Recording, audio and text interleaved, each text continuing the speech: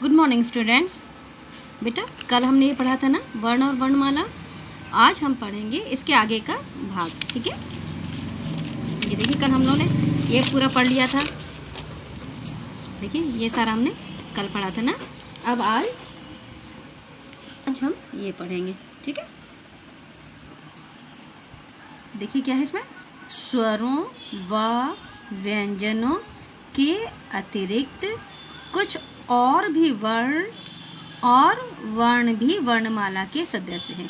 जैसे अभी हमने पढ़ा था ना कि वर्णमाला के कौन कौन से वो होते हैं, दो भाग होते हैं, स्वर और व्यंजन। ठीक है, अब इनके अलावा भी कुछ वर्ण ऐसे हैं जो वर्णमाला के सदस्य हैं, लेकिन ना वो स्वर में आते हैं और ना ही वो व्यंजन में आते हैं। ठीक है, जैसे ड ढ। ठीक है, इनका प्रयोग व्यंजनों की तरह ही होता है। ठीक है, इन दोनों का प्रयोग व्यंजनों की तरह होता है, लेकिन ये व्यंजन कहलाते नहीं, ना ही स्वर कहलाते। अभी आगे क्या है, क्ष त्र ज्ञ श्र। ये जो चारों वर्ण हैं इन्हें संयुक्त व्यंजन कहते हैं। हम लोगों ने पढ़ा था ना संयुक्त व्यंजन। तो संयुक्त व्यंजन क्या होता है बेटा, जब दो व्यंजनों के योग से एक नया व्यंजन बनता है तब वह संयुक्त व्यंजन कहलाता है।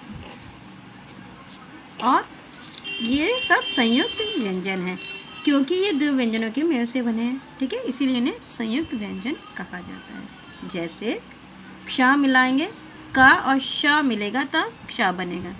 ठीक है ना, ज्ञ ज और या मिलके ज्ञान, ये नया व्यंजन हमें मिल गया। यहाँ पे क्या है, त्र कैसे बनेगा, त और र को मिला देंगे जब, तब ये त्र मिलेगा। ठीक है, और श और र को मिला के श्र बन जाएगा। ये जो चारों हैं ये संयुक्त व्यंजन, यानी दो व्यंजनों को जब जोड़कर हम एक व्यंजन करते हैं तब वह संयुक्त व्यंजन कहलाता है।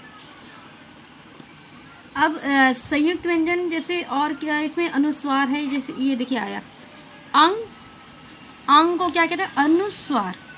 जब हम अंग की बिंदी लगाते हैं तो वह अनुस्वार कहलाता है।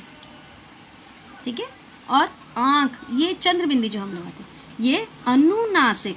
अनुनासिक यानी जब हम नाक के ऊपर बोलते हैं, चांद, आंख, सांप, ये अनुनासिक कहलाता है। ठीक है, ये अंग की मात्रा वाला, जैसे अंगूर। ठीक है, या अंक, ये वो वाला है, और ये चंद बिंदी वाला है, ये अनुनासिक कहलाता है। अब आहा, इसे विसर्ग कहा जाता है।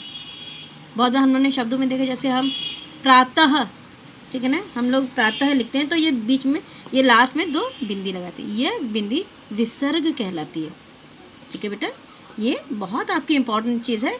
देखिए यहाँ अंक जहाँ मात्रा लगे वो अनुस्वार कहलाएगा, जहाँ चंद्र बिंदी वाला लगेगा, आ लगेगा, वो अनुनासिक है।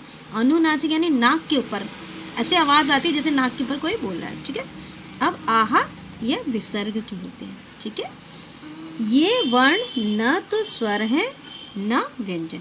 ये जो है तीनों वर्ण ये न तो स्वर के उसमें आते हैं श्रेणी में, और न ही ये व्यंजन की श्रेणी में आते हैं। शब्दों को बनाते समय प्रायः इनके चिन्हों का प्रयोग किया जाता है। जब हम शब्द को बनाते हैं, जब हम नया शब्द बनाते हैं तो जहाँ इनकी ज़रूरत होती है तब वहाँ पे हम इनको कर देते हैं। जैसे अगर आँख लिखना है तो हम ये चंद्रबिंदी लगाएंगे, हाँ अनुनासिक लगाएंगे। अंगूर लिखना है तो अब ये अंग की मात्रा यहाँ से लगाएंगे, अनुस्वार लगाएंगे। ठीक है, और प्रातः, ये देखिए यहाँ प्रायः, ये देखिए दो बिंदी लगी है ना, ये क्या कहलाती है, ये विसर्ग है। तो हिंदी भाषा में इन सब चीज़ का बहुत महत्व है बेटा, इनके बिना बहुत से शब्द हम नहीं लिख पाएंगे। तो बेटा जैसे मैं इसको आपको एक एग्जांपल देती हूँ। जैसे ये अंग है तो जैसे इससे कौन कौन से अक्षर शब्द बन जाएंगे। जैसे शंख, ऊपर एक बिंदी लगती है ना शंख में, वो शंख।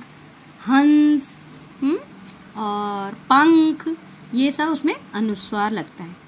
अब अनुनासिक यानी चंद्र बिंदी वाला कहाँ कहाँ लगे बेटा, जैसे आँख, चांद, सांप, इसमें अनुनासिक लगता है। और विसर्ग कहाँ लगेगा बेटा, जैसे ये देखिए एक तो यही वर्ड हमें मिल गया प्रायः, फिर प्रातः या अतः और क्रमशः, ये सब शब्द ऐसे हैं जिनमें इनकी ज़रूरत पड़ती है। ठीक है ना, चलिए आगे देखते हैं बेटा। और यह ध्वनि अंग्रेजी भाषा से हिंदी में आई है। अब ये ध्वनि जैसे हम लिखेंगे ऑफिस, अगर हम हिंदी में ऑफिस लिखेंगे तो ये अ आएगा। अगर हम इस पर बिंदी, मान लीजिए हमने यहाँ पे बिंदी लगा दी तो ये गलत हो जाएगा हमारा, ठीक है। अगर हमने यहाँ बिंदी लगाई तो ये आ हो जाएगा, ये अनुनासिक बन जाएगा। इसमें बिंदी नहीं थी, सिर्फ ये बस बिंदी नहीं लगेगी, बस ऐसे ये ऐसे मात्रा लगती है ऊपर, तो ये अ कहलाता है। तो यह ध्वनि अंग्रेजी भाषा, ये जो ध्वनि है ये इंग्लिश भाषा से हिंदी में आई है, ठीक है। ये हमारी अपनी नहीं है, ये अक्षर हमारा अपना नहीं है, ये इंग्लिश से, अंग्रेजी भाषा से हमने हिंदी में लाए हैं। अब क्या, ज और फ, ये दोनों जो व्यंजन हैं ये व्यंजन अरबी फारसी भाषाओं से आए हैं। ये व्यंजन कहाँ से आए बेटा, अरबी, जो अरब के लोग बोलते हैं, अरबी फारसी भाषाओं से आए हैं। देखिए हिंदी बहुत से भाषाओं से मिल के बनी, इसमें बहुत से विदेशी शब्द भी हैं। देखिए अभी आपकी क्लास छोटी है तो इतना हम लोग डिटेल में नहीं जाएंगे बेटा। ये जो शब्द हैं जो यहाँ पे इस टाइम बताए गए हैं बुक में, यही हम पढ़ेंगे। ये ज और फ, ये अरबी और फारसी भाषाओं से आए हुए शब्द हैं, जिससे हिंदी और भी अच्छी लगे। जैसे मान लें हम कहेंगे दरवाज़ा, तो हम कहेंगे दरवाज़ा, ये नहीं कहेंगे दरवाजा, वो अजीब सा लगेगा सुनने में, ठीक है। यहाँ पे देखिए ज है, ज के नीचे एक छोटी सी बिंदी है तो ये ज हो जाता है, ठीक है। तो हम कहेंगे दरवाज़ा, ठीक है। ये शब्द हमारे अरबी और फारसी से आए हैं और इनकी वजह से हमारी हिंदी सुनने में और भी खूबसूरत, बहुत ही सुंदर लगती है। अब क्या है बेटा, दूसरी भाषाओं से आने के कारण आ, ज और फ को आगत वर्ण कहते हैं। जो शब्द दूसरी भाषाओं से हमारी हिंदी में आया है वे आगत, आगत यानी आने वाला, ठीक है, आगत वर्ण कहलाते हैं। ये जो तीनों वर्ण हैं आ, ज और फ, ये आगत वर्ण है। ये दूसरी भाषाओं से हमारे हिंदी में आए हैं। आ आया है हमारा अंग्रेजी भाषा से और ज और फ आया है अरबी और फारसी भाषाओं से, ठीक है बेटा। तो ये हमारा वर्ण का चैप्टर है। चलिए इसकी इम्पोर्टेंस कुछ देख लें हम लोग। इसमें क्या हमने क्या जाना, इस चैप्टर को, इस पाठ को पढ़ने से हमें क्या क्या जानकारी मिली। भाषा की सबसे छोटी इकाई वर्ण कहलाती है, ठीक है ना। हम लोगों ने सबसे पहले ही पढ़ा ना बेटा, भाषा की सबसे छोटी इकाई वर्ण यानी अक्षर, अक्षर एक एक एक एक अक्षर मिलकर ही तो शब्द बनेंगे, फिर वाक्य बनेगा, भाषा बनेगी। तो ये वर्ण है यानी अक्षर, वर्ण कहें या अक्षर कहें, तो भाषा की सबसे छोटी इकाई वर्ण या अक्षर कहलाती है। वर्णों को निश्चित क्रम में लिखने से वर्णमाला बनती।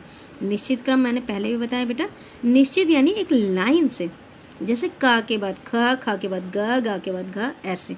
ये नहीं कि का लिख दिया फिर घा लिख दिया फिर चा लिख दिया फिर टा लिख दिया, ऐसा नहीं होगा, वो वर्णमाला नहीं कहलाएगी। वर्णमाला जब हम एक लाइन से सीक्वेंस में उसको लिखेंगे तो वह वर्णमाला कहलाती है। वर्ण दो प्रकार के होते हैं, बताया था मैंने बेटा, वर्ण दो प्रकार के होते हैं, एक होता है स्वर और एक होता है व्यंजन। स्वर हमारे कितने बेटा, मैंने पहले बताया था, स्वर हमारे 11 यानी 11 है और व्यंजन हमारे 33 है यानी 33 है, ठीक है।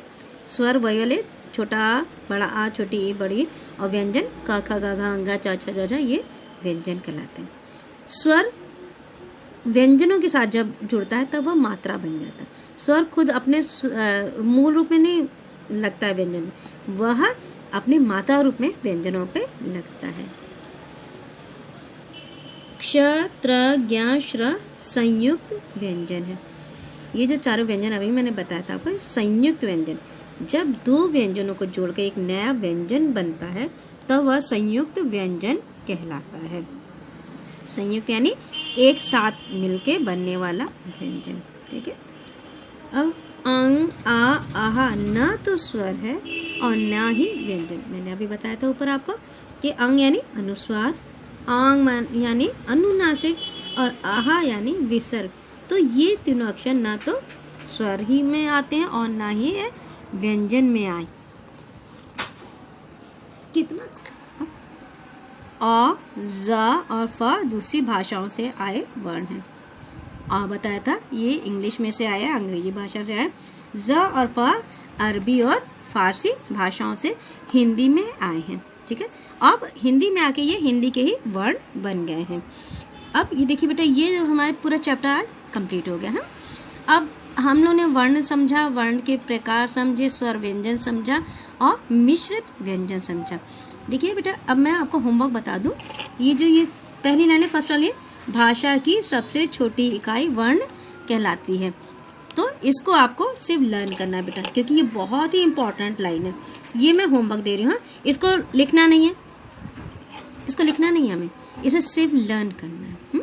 लिखाऊंगी तो मैं जब क्वेश्चन से बनाऊंगी, लिखवाऊंगी आपको, तब इसको करना है आपको, ठीक है। तो अभी सिर्फ आज आपको सिर्फ लर्न करना है, भाषा की सबसे छोटी इकाई वर्ण कहलाती है।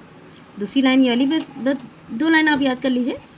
वर्णों को निश्चित क्रम में लिखने से वर्णमाला बनती।